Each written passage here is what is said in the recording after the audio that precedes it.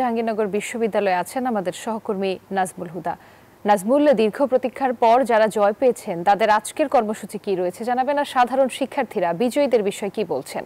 রুবা, আপনাকে ধন্যবাদ। আপনি যেমনটি বলছেন, এই মুহূর্তে রয়েছে জাহাঙ্গীরনগর বিশ্ববিদ্যালয়ের, এবং জাহাঙ্গীরনগর বিশ্ববিদ্যালয়ে গতকালকে ভোটের যে রেজাল্ট, সেই রেজাল্ট দেওয়ার পরে কিন্তু এখন পর্যন্ত আমরা যে উল্লাসিত যে বিজয় মিছিল, সেটা কিন্তু আমরা দেখতে পাইনি। এবং এখনও যারা বিজয়ী হয়েছে, আমরা হলে হলে গিয়েছি, এখনও তারা হলের ঘুমিয়ে আছে, কিন্তু এখনও তারা ওঠেনি। সকাল থেকে কিন্তু মুষলধারে বৃষ্টি নামছে। বৃষ্টির কারণে আসলে আমরা যদি একটু দেখাই, আমরা প্রতিটা হলে হলেই কিন্তু আমরা দেখেছি যে তারা একই অবস্থা। কেউ অনেক রাত, গভীর রাতে ঘুমিয়েছে, যার ফলে এখন পর্যন্ত সেখানে কোনো উল্লাসের দেখা যায়নি, এবং বাইরেও কাউকে আসলে দেখা যায়নি।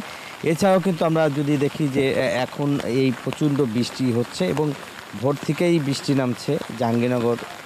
এবং আমরা দেখেছি জাহাঙ্গীরনগর বিশ্ববিদ্যালয়ে যে হলগুলোর মধ্যে কিন্তু যে প্রতিটা হলে আমরা দেখেছি যে এখন পর্যন্ত কাউকে আসলে ওইভাবে দেখা যায়নি।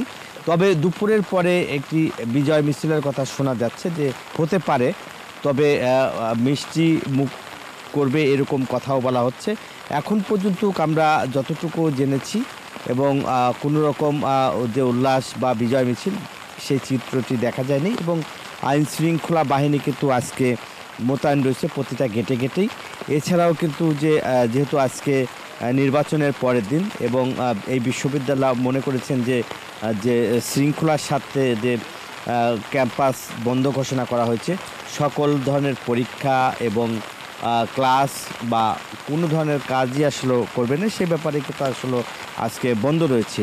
এর মধ্যে আপনারা জানেন যে এই বিশ্ববিদ্যালয়ে দীর্ঘ 33 বছর পর জাকসুর নির্বাচন হয়েছে, ভোট গ্রহণ হয়েছে, এবং জাঁকজমকভাবে কিন্তু এই বিশ্ববিদ্যালয়ের যে জাকসুর, আমরা দেখেছি যে জাকসুর যে কার্যক্রম বা জাকসুর ভবনের যে কাজ, সেটা কিন্তু আমরা দেখছি যে খুব জোরে সোরে কিন্তু জাকসুর ভবনের যে কাজ, সেটা আসলে করছে।